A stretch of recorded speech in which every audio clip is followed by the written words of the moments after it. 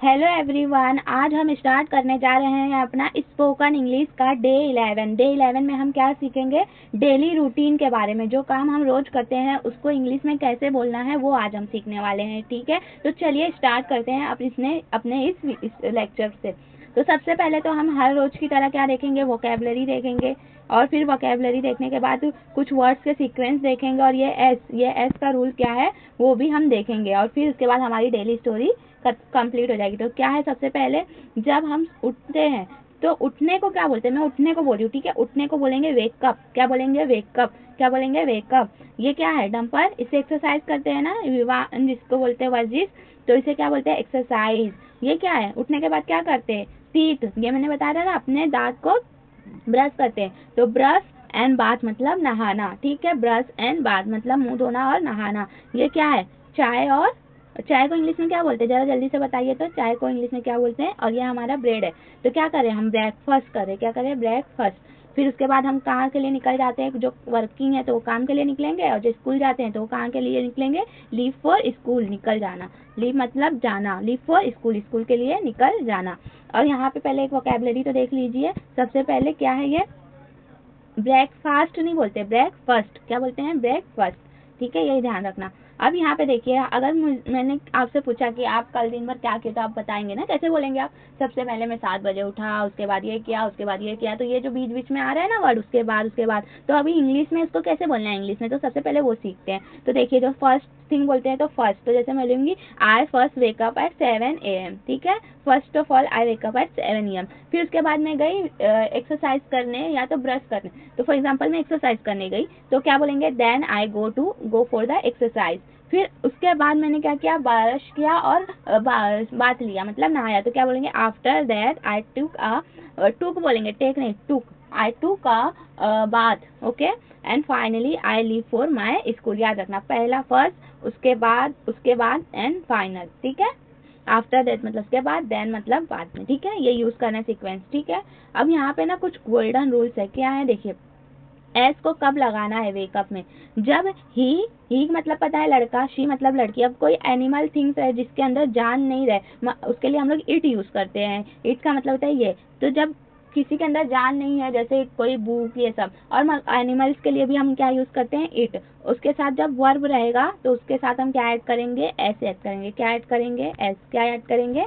S. का भी देखिए, when talking about someone else become the safe shifted, always tick S at the end. जैसे हम किसी और की बात करेंगे, जब हम अपनी बात करेंगे तो बोलेंगे वेक अप। जब हम दूसरे की बात करें तो क्या बोलेंगे? वेक अस। लास्ट में वेक एस लगाना है। क्या लगाना है आपको? एस। जैसे देखिए, जब आप खुद की बात कर रहे हैं, जब आई और यू, जब यू बोलेंगे, आई यू बोलेंगे, तो हमें एस नहीं लगाना है। जब हम दूसरे की बात करेंगे तो लगाना है शी वेक्स।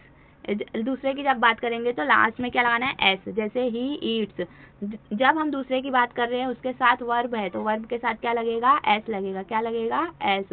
तो she wax, he eats, she leaves. आया समझ में? जब खुद की बात कर रहे हैं तो वर्ब के साथ कुछ नहीं लगेगा, मगर जब दूसरे की बात कर रहे हैं तो वर्ब के साथ क्या लगाओगे आप? एस। जैसे she wax, he eats, she leaves. Okay, ये ध्यान रखना आप।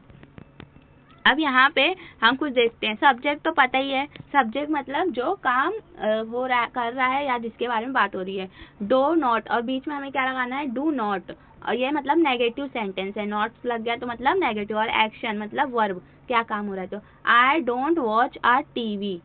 आई डोंट मतलब मैं टीवी नहीं देखता हूँ, तो पहले आई सब्जेक्ट हो गया। डू नॉट हमारा, डू नॉट मतलब हम नहीं देखते हैं। डू नॉट मतलब कोई काम नहीं करना, तो क्या नहीं करना? Watch a TV. कब? On a school night. जब स्कूल नाइट रहेगा तो हम टीवी नहीं करेंगे। तो ऐसे ना आज हम थोड़े एडवांस लेवल के सेंटेंस सीखते हैं। तो I don't watch a TV on a school night. ऐसे बड़े सेंटेंस आज से आपको बनाना सीखना है और बोलना है, ठीक है। तो अब यहाँ पे ना कुछ टीचर्स एंड प्रिया की बातें सुन लेते हैं, थोड़ा कान लगा के सुनिएगा। Teacher, Priya can you describe your daily routine. तो टीचर क्या पूछ रही है? प्रिया से। किससे पूछ रही है? प्रिया से। कैन यू डिस्क्राइब, डिस्क्राइब मतलब होता है ना अच्छे से बताना, विस्तार में बताना। क्या बताने को बोल रही है टीचर? Daily routine. तो अब प्रिया क्या बोलती है देखो, श्योर मैम, हाँ मैम। आई देखो आई के साथ एस नहीं लगा क्योंकि वो खुद की बात करिए। I wake up at 5:30 AM every day. अब ये तो हमने कल के लेक्चर में देख लिया है ना कि AM PM क्या है। सुबह के 5:30 बजे वो हर दिन उठती है, एवरी डे। हर दिन मतलब एवरी डे, हर दिन मतलब एवरी डे।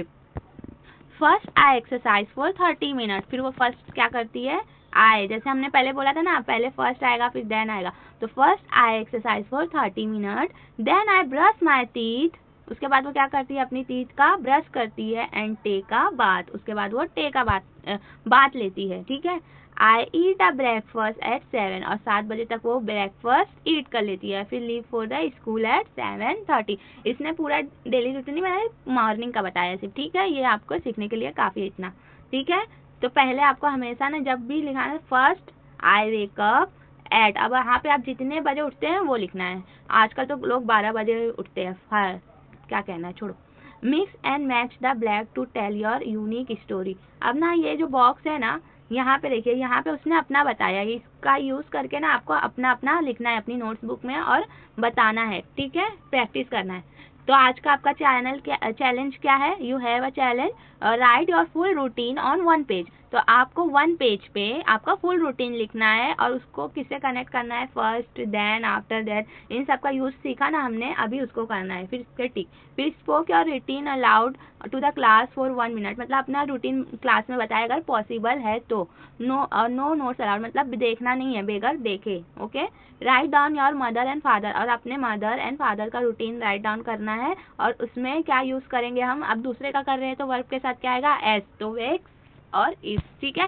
इट्स मतलब होता है खाना। यहाँ पे ना देखिए, जब मैंने बताया आपको, सिर्फ एक ही चीज़ बताइए कि सुबह का जो नाश्ता होता है उसको हम ब्रेकफास्ट कहते हैं, जो दोपहर का नाश्ता रहता है ना उसको हम लंच कहते हैं, और जो उसको हम लंच कहते हैं आफ्टरनून मतलब दोपहर, और जो रात का खाना होता है उसे हम डिनर कहते हैं। क्या कहते हैं, डिनर। और कभी कभी ना हम देखिए सुबह नाश्ता स्किप कर देते हैं, मतलब छोड़ देते हैं, we not able to eat, तो हम डायरेक्ट दोपहर में खा लेते हैं या उससे कुछ बीच में, जैसे लंच के टाइम लंच डायरेक्ट खाते हैं, तो उसको हम क्या बोलते हैं, ब्रंच। क्या बोलते हैं, ब्रंच, याद रखिएगा, ठीक है। आज हमने क्या क्या सीखा, आए वैसे शी, मतलब जब खुद की और आई या यू आएगा या खुद की बात होगी तो हम वर्ब ही यूज करेंगे, मगर जब हम दूसरों की बात करेंगे तो उस वर्ब के साथ क्या लगेगा, एस लगेगा, ठीक है।